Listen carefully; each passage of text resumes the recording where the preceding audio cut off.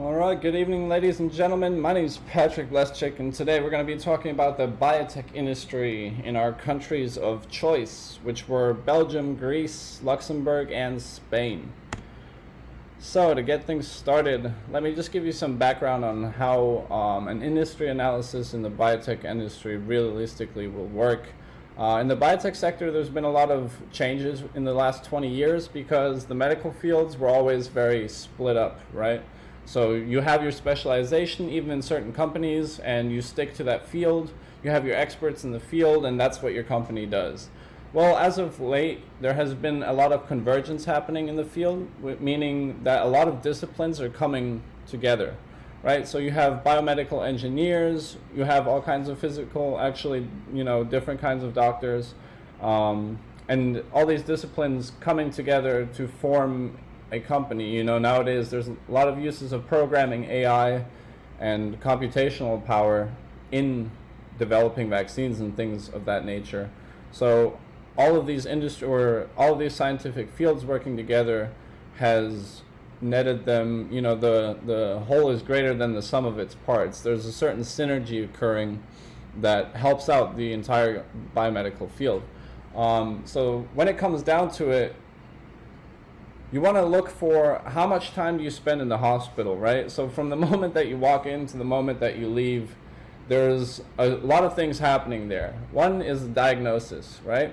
So if you can shorten the time frame that it takes to diagnose a patient, then the overall effectiveness of your treatment has been increased because the time frame from the patient coming in to the patient leaving has been reduced, right? And this is done through this convergence of all the fields. You can think about it, the systems that are used to log the patient information have been upgraded, which nets them an increase in the time spent trying to log all the information, which could offer them the possibility to spend more time on the diagnosis. So there's a lot of interoperable factors going on here. The only problem that results out of all this extra research and development going in, and you have to pay all these specialists, you have to pay all these experts in their field, right? So what happens is there's a feedback loop that occurs where companies will go and they'll spend more on making the medicine better because they've included different fields and things like that. But the end result is that the medicine costs more because they did have to spend a certain amount more on research and development, especially to gain a competitive edge. Because in the end, industry analysis is all about your competitors, right? So competitive rivalry is one of the 5 parts of Porter's Forces, and that is literally what this whole thing is about. If you can't competitively price your product, then you can't be in the market, or else you'll just go under. So when it comes down to it, reputation and leadership are 2 very important drivers in this sector.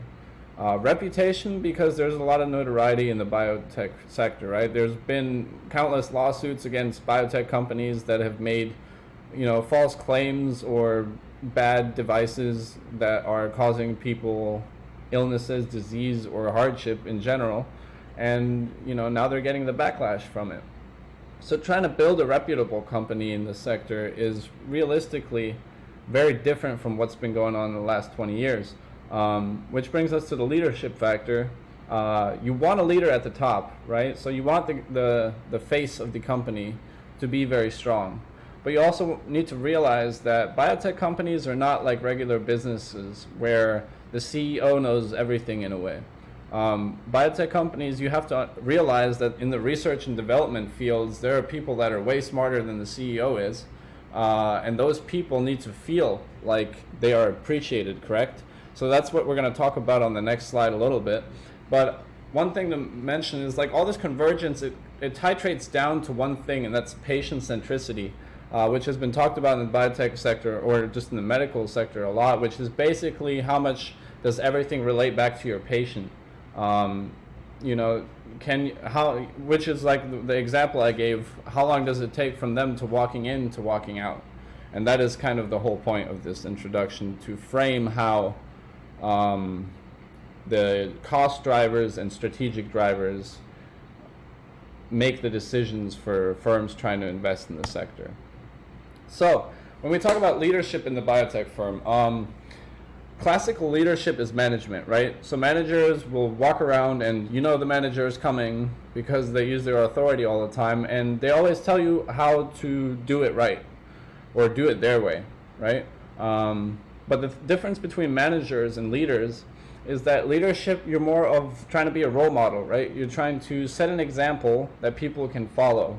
And you want your example to actually make people think on their own in the way that you want them to think. So, like the doing things right is not always doing the right thing, right? This is usually comes from like a financial aspect, but you know, you can do the right thing for the company, but it's not necessarily ethically the right thing for the world. Or you might be able to sleep or not be able to sleep with your decisions at night, even though they were fiscally beneficial for your company. So this is where that leadership comes in, because your mission statement and where you want your company direction to go needs some form of leadership.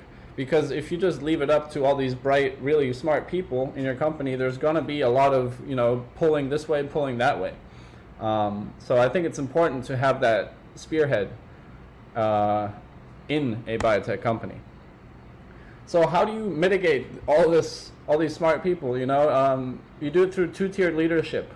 It's effective in biotech companies because, like I said, you need that top-level management CEO face of the company to appease shareholders. You know, you don't want necessarily the smartest minds talking to your shareholders during briefings, because they don't know how to break financial information usually.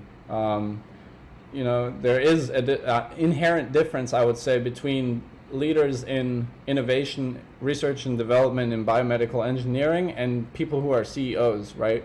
I think there's an inherent difference of interpersonal skills and just overall. I'm sure there are examples that do both well, but I think they're rare to find. So both, you need that top level manager, but you also need the leaders that are in the fields, right? So say you have 6 departments at your biotech company, and each one has a different specialization. The leaders in each of those departments are probably really smart people, right? And they don't want to feel like they're just employees. So the way that you most efficiently use your company resources is to empower them at that level so they can make decisions without constantly having to circle back to check with you, when realistically, as the CEO or CFO of the company, you know the numbers very well, but you have no idea about what's going on with the research and development. So that is just the point that I'm trying to make here, is there needs to be structured structured empowerment throughout the whole company. And this should be, you know, split up in a way where most of the empowerment goes to where most of the knowledge is in your company. So if you look at the value stack of your company, at which level do you get the most value out of the chain? And once you identify that level, you know, if you put more empowerment resources to that level, then you're doing good for the company, because that is kind of like where the most productive sector is, right? So as long as you keep focus on whichever parts are most beneficial, you should be able to make this two-tiered leadership work while still remaining, or while still having the spearhead of a company, the CEO, the face, like I said, to appease shareholders. So next up is going to be Cynthia's presentation. It'll be the Pastel analysis, and then afterwards will be Anna. Thank you so much, and you guys have a wonderful night.